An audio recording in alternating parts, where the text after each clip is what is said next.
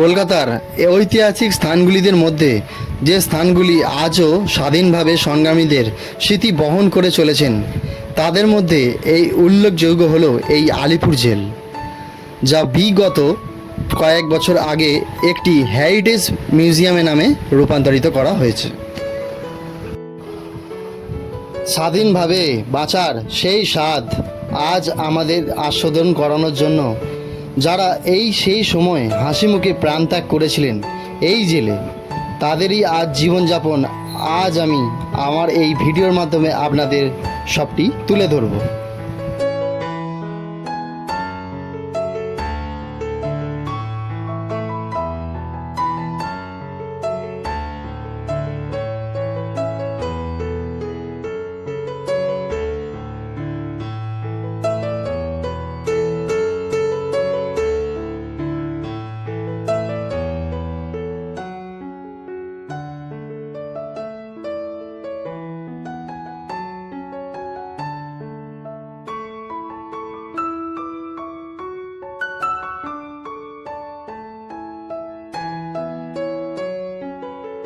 তো হ্যালো বন্ধুরা, তোমরা কেমন আছো? নিশ্চয়ই ভালো আছো। তো তোমাদেরকে আজকে একটা নতুন ব্লগ নিয়ে আজকে চলে এসেছি।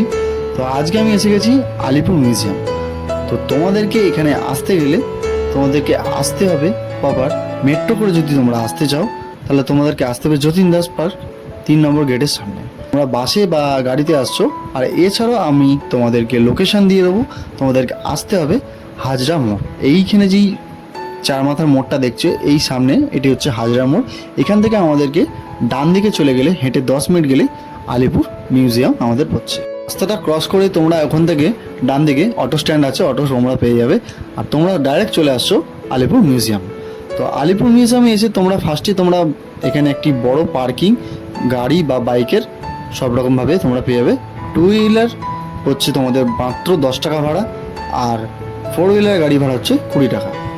আলিপুর মিউজিয়াম হচ্ছে সোমবার দিন এটি ক্লোজ থাকে, টিউসডে থেকে ওয়েডনেসডে, স্যাটারডে 6টা থেকে, আর ফ্রাইডে টু সানডে তোমরা 6টা থেকে 7টা পর্যন্ত খোলা। আর টিকিট প্রাইস হচ্ছে মাত্র 30 টাকা, আর লাইট অ্যান্ড সাউন্ডের জন্য 100 টাকা। তো চলো যাওয়া যাক ভেতরে।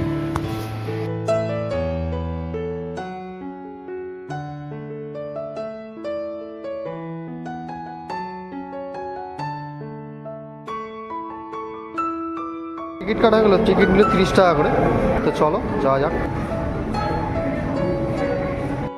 তো ভেতরটা ঢুকে আমার এতটা সুন্দর লেগেছে যে এত সুন্দর করে এই গার্ডেনটি সাজানো হয়েছে, খুবই অপূর্ব।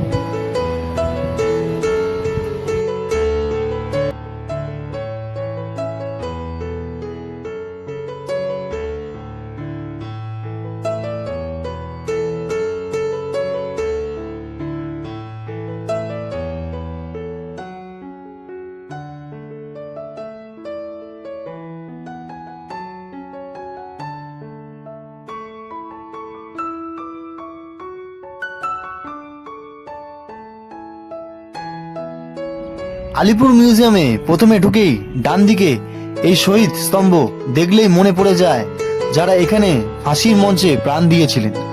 তাদের কথা মনে পড়ে, যাদের স্মরণে তৈরি হয়েছে এই শহীদ বেদি।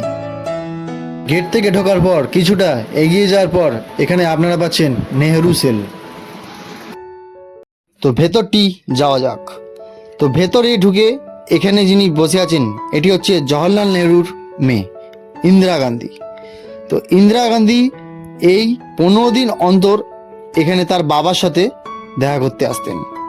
20 মিনিট ধরে এখানে তার বাবার সাথে বসে কথা বলতেন। আর এই হচ্ছে তার এই জওহরলাল নেহরু এই কুঠুরি 17ই ফেব্রুয়ারি থেকে 1934 থেকে 7ই মে 1934 তিনি 80 দিন এই ছোট কুঠুরিতে ছিলেন। তো এইভাবে এই ছোট কুঠুরিতে 80 দিন তার জীবনযাপন কাটিয়েছেন। তার এখানে সব কিছু বিস্তারিত দেওয়া আছে। আর এই তার পাশে ছোট ছোট কুঠুরিগুলো, এগুলো তো মাঝে মধ্যে তাদেরকে আনা হতো।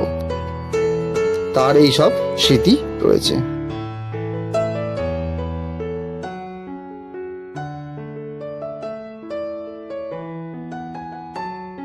এটি দেখে নেওয়ার পর আমরা কিছুটা এগিয়ে যাওয়ার পর এখানে দেখলাম নেহেরু সেল, নেতাজি সেল, বিধানচন্দ্র রায় সেল, তো ইত্যাদি ইত্যাদি।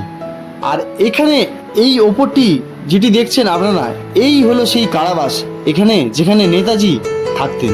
তো চলুন যাওয়া যাক।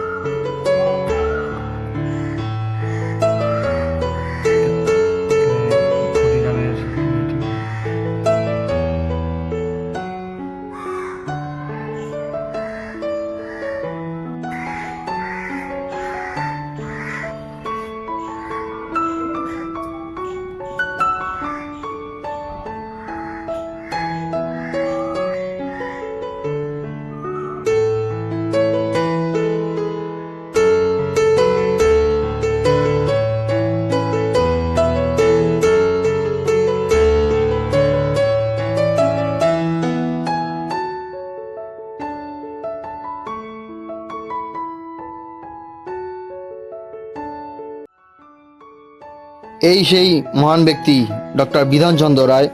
তিনি ভারতের অন্যতম স্বাধীনতা সংগ্রাম, পশ্চিমবঙ্গের ভূত মুখ্যমন্ত্রী ডক্টর বিধানচন্দ্র রায় 5ই সেপ্টেম্বর থেকে 1930 থেকে 16ই 1931 পর্যন্ত এই কারাবাসে তিনি ছিলেন।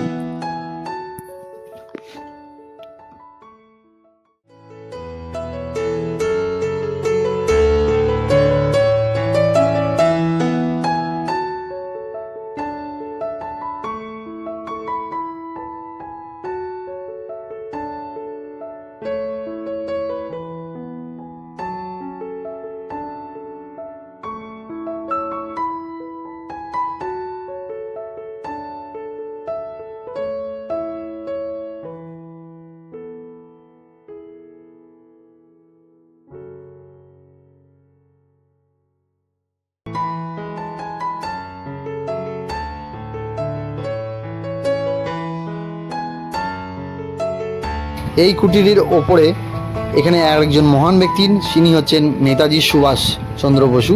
তো এখানে এই 1930 সালে আইন অমান্য আন্দোলনে এনাকে এই কুটিরে বন্দি করা হয় এবং সেটি হচ্ছে 8 মাস এখানে তিনি বন্দি ছিলেন। আর এছাড়াও তিনি এখানে বই পড়তেন আর মেডিটেশনও করতেন। আর নেতাজি কিন্তু এই কুটিরের মধ্যে থেকেই কলকাতা কর্পোরেশনে নির্বাচনেও দাঁড়িয়েছিলেন, আর তিনি কিন্তু জয়লাভও করেছিলেন।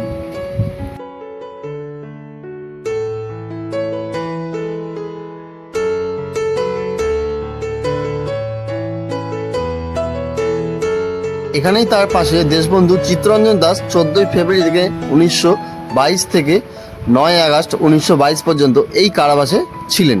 তার মূর্তিটা এখানে নেই, তোমাদের তার ঠিক একটু বাদিয়ে দেখাচ্ছি। এই হলো দেশপ্রেমী চিত্তরঞ্জন দাসের এই মূর্তি, যেটি এখানে দাঁড়িয়ে জেলের বারান্দায় দাঁড়িয়ে তিনি আগামী দিনের দেশের স্বাধীনতা দেখছেন।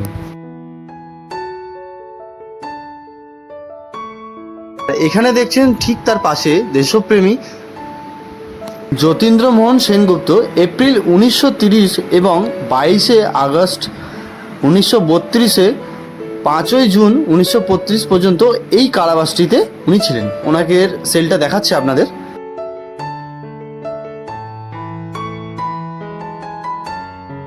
আর এছাড়া এখানে দেখছেন তোমরা, এখানে আপনারা গুগল থেকে এটা স্ক্যানার, ফোন থেকে স্ক্যান করলে এটা আপনাদের সব কিছু বিস্তারিত বলে দেবে। আর এছাড়াও এখানে সব কিছু কত থেকে কত দেশপ্রেমিক যতীন্দ্রমোহন সেনগুপ্তর কত থেকে 1932 সাল থেকে এত এই ছিলেন। তো এটা দেওয়া আছে, আপনারা এটাও পড়ে নিতে পারেন, সেটা কোনো অসুবিধা নেই। তো এদিকটা আমাদের সব কিছু হয়ে গেল। তো আমরা এবার বাইরের দিকে বেরিয়েই ফাঁসি মঞ্চের দিকে তার অপোজিটে চলে এলাম।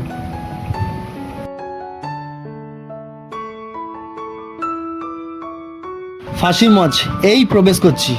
সত্যি এখানে ঢুকলেই এক গা ছমছম করে। এই সেই ফাঁসির মঞ্চ। এই ফাঁসির মঞ্চেই কয়েদিদেরকে নিয়ে এসে এখানেই ফাঁসি দেওয়া হতো। এবং এই ফাঁসির মঞ্চে দেখুন এখানে দুটো দড়ি আছে এবং এখানে জোড়া ফাঁসিও পর্যন্ত হয়েছে এক টাইমে। এবং এখানে যখনই ফাঁসিটা হতো এর পেছন দিকে একটি কাঁচের পাত্রী আছে, সেখানে এই বডিটি যখন নামানো হতো সেই বডিটি আরেকটি ঘরে যেত সেখানে পরীক্ষা নিরীক্ষার জন্য। এবং এই ফাঁসির মঞ্চে বাংলার তরতাজা যুবক যিনি হাসি মুখে এই ফাঁসির মঞ্চে ঝুলে পড়েছিলেন বন্দে মাতারাম বলে, তার নাম হলো দীনেশ গুপ্ত। আর আলিপুর জেলে এখানে যাদের যাদের ফাঁসি দেওয়া ছিল তাদের এখানে সব রকম নাম দেওয়া আছে। আলিপুর জেলের শহীদদের তালিকা। 1908 সালে এখানে কানাইলাল দত্তর এই সর্বপ্রথম এই আলিপুরদুয়ারে এখানে ফাঁসি হয় এবং শেষ হয়েছিল 2004 সালে ধনঞ্জয় চট্টোপাধ্যায়। তারপরে আর কোনো ফাঁসি হয়নি।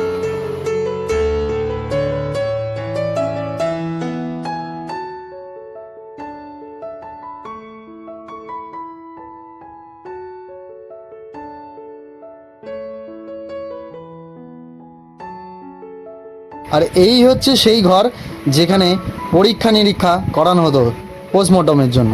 এখানে নিয়ে এসে এখানে কয়েদিদেরকে ফাঁসি হওয়ার পর এই ঘরে ডাক্তাররা এখানে পরীক্ষা করত। তারই ঠিক পাশে এখানে আরেকটি ঘর আছে, যেমন এখানে দেশপ্রেমিকদের যারা কয়েদিদেরকে নিয়ে এসে এই কুটিরে রাখা হতো তাদেরকে আগের দিন রাতে এখানে ভালো মন্দ সব কিছু খেতে দেওয়া হতো তাদেরকে। তারপরের দিন তাদেরকে এই ফাঁসির মঞ্চে নিয়ে যাওয়া হতো। যেমন দীনেশ গুপ্তা এইখানেই ছিলেন।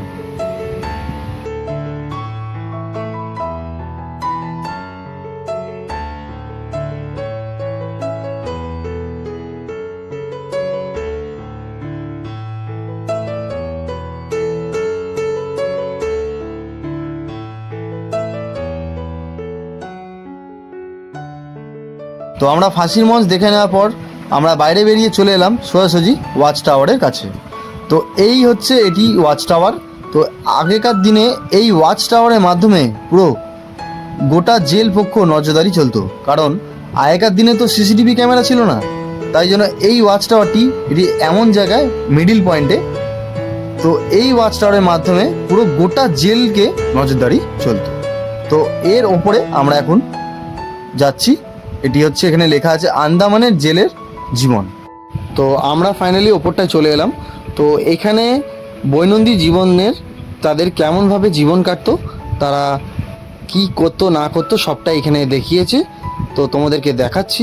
কেউ হয়তো ডাব ছাড়াচ্ছে বা কেউ মশলাপাতি পাচ্ছে আর কেউ পায়ে শেকল দিয়ে দাঁড় করিয়ে ঠাই দাঁড়িয়ে করিয়ে রাখতো। তো এটি এইভাবে তাদের জীবনযাপন চলতো।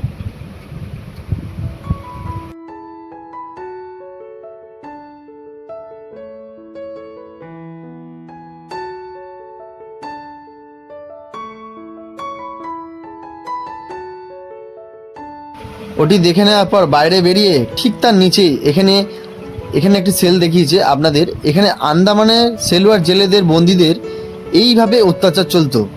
দেখুন কিভাবে তাকে দাঁড় করিয়ে পিঠে চাবুক মারা হচ্ছে সেটি এখানে দেখানো হয়েছে। আর এখানে দেখুন লিখে দেওয়া হয়েছে আন্দামানের সেলুয়ার জেলেদের বন্দীদের উপর কিভাবে সেটি অত্যাচার চলতো।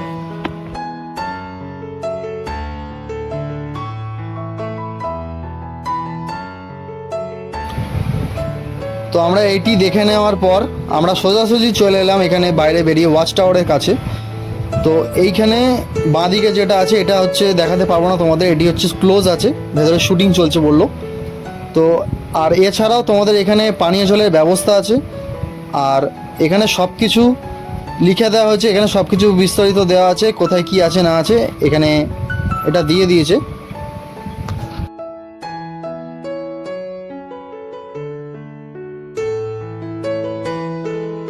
তো আমরা এখন যেতে চলেছি ঐতিহাসিক কারাকক্ষ। তো এটা তোমাদেরকে দেখাচ্ছি, এটা একটি জেল আছে। তো চলো যাওয়া যাক। এই হচ্ছে এই জেল। তো এখানে 3টি এরকম বড় বড় জেল আছে। এরপর আমরা চলে এলাম 4 নম্বর ওয়ার্ডে। তো 4 নম্বর ওয়ার্ডে এখানে দেখাচ্ছে যে জেলের মানুষজন যে কেমন পরিস্থিতিভাবে তারা থাকতেন। তো এখানে দেখাচ্ছে তাদেরকে চুলদাড়ি কেটে দেওয়া হচ্ছে। তো এই জেলের মধ্যেই থেকে সব কিছু তাদের এরমভাবেই জীবনযাপন করতে হতো। আর এখানে দেখাচ্ছে ঠিক তার পাশেই আছে যে কোনো কথা না শুনলে তাদের অত্যাচার করতো, এইভাবে চাবুক মারতো তাদের গায়ে।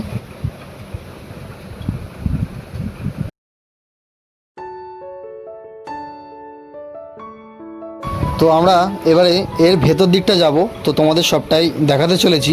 এখানে ফার্স্টেই দেখলে ঢুকতে গিয়েই সামনে এখানে দেখাচ্ছে যে একজন জেলের সয়দি, মানে যারা থাকতো জেলবাসী যাদেরকে রাখা হয়েছে, তারা এইভাবে জীবনযাপন করতো।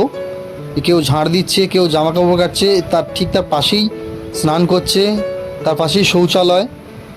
তো এখানে বহু মানুষ এরমভাবে জীবনযাপন কাটিয়ে গেছে। আর এই যে স্ট্রাকচারটা দেখছো, তো তোমাদের পুরনো দেওয়ানের আগে এই জেলটা ঠিক এইটা এরকমই রেখেছে। তো এই দেওয়ালটির কোনো রং বা কিছু কোনো পরিবর্তন কিছু হয়নি। তো এটা আগে এরকমই ছিল। তো এরকমইভাবেই সেই জিনিসটাকে রেখেছে। সবাই বসে আছে, কেউ গল্প করছে। এই যে বসে আছে দেখছো ঠিক তার পাশেই এখানে 3জন একসাথে তারা দুঃখের বিষয়, তারা অনেক ভেঙে পড়েছে, তাদেরকে বোঝাচ্ছে সেটাই। কেউ শুয়ে আছে। আর এখানে দেখছো যে 3জন এখানে বলছে যে চা হয়ে গেছে, তোরা সবাই চলে আয় খেতে, এটাই বুঝিয়েছেন এখানে।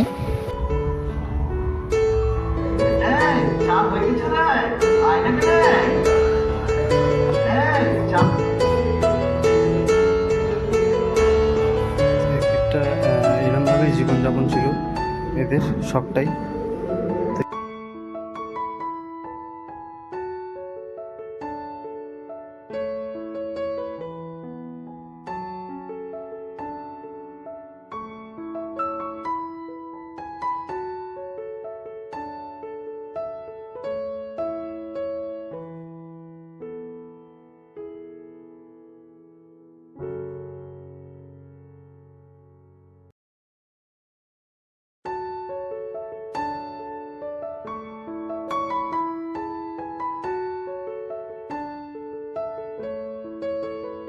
তো এদের জীবনযাপন সবটাই তোমাদেরকে দেখালাম। তো এরা এই টাইমে তখন এরমভাবেই থাকতে হতো।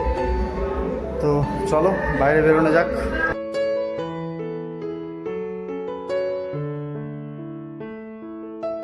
বাইরে বেরিয়ে আসার পর যে এই পাশের রাস্তাটি চলে গিয়েছে লাইট অ্যান্ড সাউন্ডের জন্য।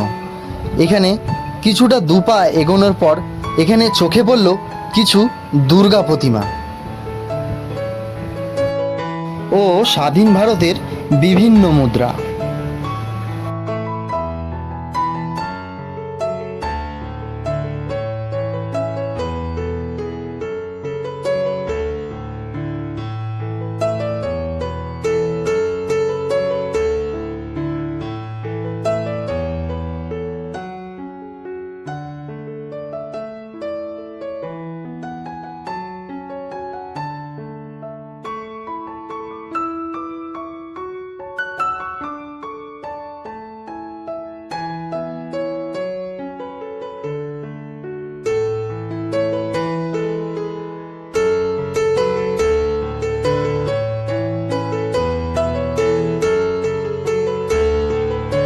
এই প্রদর্শনী কক্ষের পর আমি এলাম হাসপাতাল ভবনে। তো তোমাদেরকে দেখাতে চলেছি সবটা, দেখতে থাকো।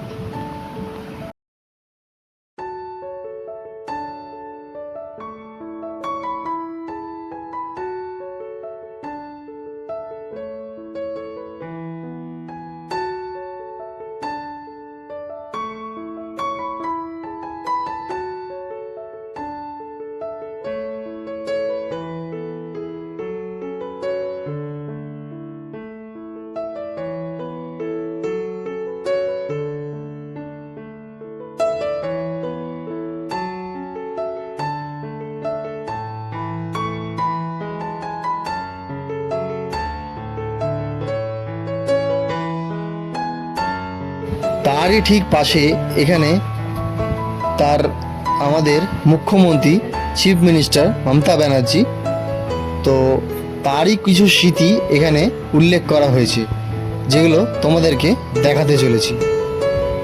তার বই লেখা থেকে শুরু করে সর্বস্ব সব কিছু।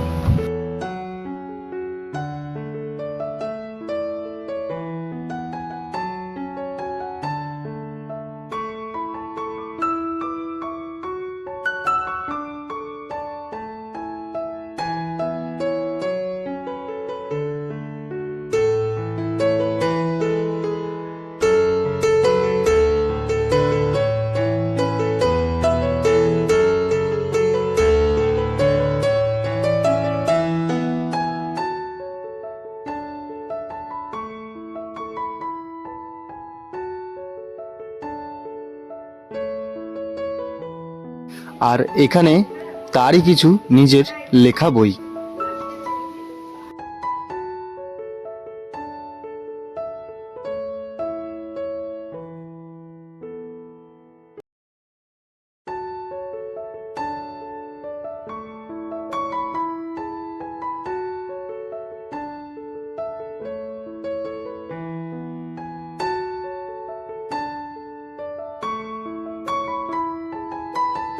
তো আমরা ওখান থেকে বেরিয়ে আসার পর ওপরে যাওয়ার পথে এখানে চোখে পড়লো দীনেশ গুপ্তার এই ব্যবহৃত এই পিস্তলটি অনুসরণ। এখানে সুন্দর করে এটি সাজিয়ে তোলা হয়েছে। তাছাড়া এখানে সবকিছু বলে দেওয়া হয়েছে, তোমরা এটি দেখে নেবেন।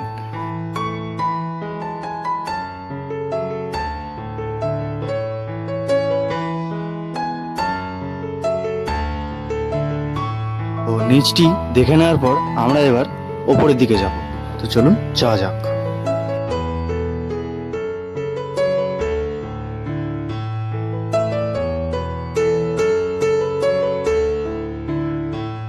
তো আমরা ওপরটিতে উঠেই চলে এলাম এই রুমটিতে। এটি হলো ভারতের মুক্তি সংগ্রাম বাংলা শাসনের সূচনা। তো চলুন যাওয়া যাক।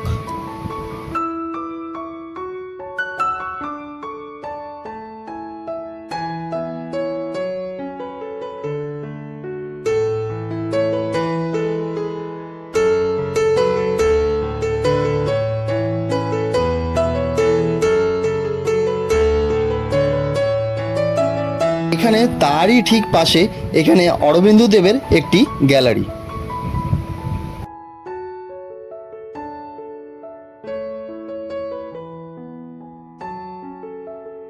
দেখে নেওয়ার পর আমাদের এটি হচ্ছে শেষ দেখা। আপনাদের দেখাতে চলেছি বাংলার স্বাধীনতা সংগ্রামীদের মহিলা মোর্চার ভারতীয় বাংলাদেশ বিপ্লবীদের। এখানে এই কক্ষে তোমরা এলে সেটা সবটাই দেখতে পারবেন। এখানে বিভিন্ন ধরনের ছবি তাদের সংগ্রামীদের, সিস্টার নিবেদিতা, মাতঙ্গিনী হাজরা, সারদা দেবী, সরোজিনী নাইডু, এখানে সবারই সেরকমভাবে ফটো দেওয়া আছে। আর এই বিল্ডিংয়ের ঠিক তার নিচে এখানে তোমরা ক্যান্টিনও তোমরা পেয়ে যাবে। তো চলো, তোমাদেরকে আজকে সবটাই দেখালাম। তোমাদের কেমন লাগলো নিশ্চয় আমাকে কমেন্টে জানাও। আর এখানে খুব সুন্দর করে, খুবই ভালো লাগছে বিল্ডিংগুলো, এত সুন্দর করে ফুটিয়ে তুলেছে। সন্ধ্যেবেলা এই জায়গাটা খুবই অপূর্ব লাগছে। ওয়াও, খুবই অসাধারণ। তো চলুন, এখন এরপরে সন্ধ্যে 6টা থেকে লাইট অ্যান্ড সাউন্ড শুরু হবে। তো আজ তো এটা পরে যখন নেক্সট টাইম আসবো তখন সেটা দেখাবো। তো এখন চলে যেতে হবে, তো টাইম আউট হয়ে গেছে। তো সবাই আস্তে আস্তে এক এক করে সবাই বেরিয়ে যাবে। আর যাদের লাইট অ্যান্ড সাউন্ড আছে তারা 6টা থেকে অন্য জায়গায়, এক জায়গায় সবাই সেখানে দাঁড় করিয়ে সেই জায়গায় নিয়ে যাওয়া হবে। তো লাইট অ্যান্ড সাউন্ড। তো চলুন, আজকের মতন ভিডিওটা এতটা ছিল। তো তোমাদের কেমন লাগলো তো আমাকে নিশ্চয়ই কমেন্টে জানাও। তো আর যারা চ্যানেলে সাবস্ক্রাইবে আছো তারা প্লিজ নতুন নতুন ভিডিও পেতে তারা সাবস্ক্রাইব করে রাখো। তো এটাই বলবো, আজকের জন্য এতটাই ছিল। আর যারা সাবস্ক্রাইবে আছো তারা শেয়ার করতে ভুলো না। তো চলো যাওয়া যাক, আজকে এখানের মধ্যে এতটাই শেষ করলাম। আর এখন এই টাইমে এই মুহূর্তে আলিপুর জেলটাই এখন কীরকম ইয়েতে সন্ধ্যের ইয়েতে আকৃতিতে কেমনভাবে দাঁড়িয়েছে, খুব ভালো লাগছে। তো তোমাদের সামনেটা দেখাচ্ছি, দেখো।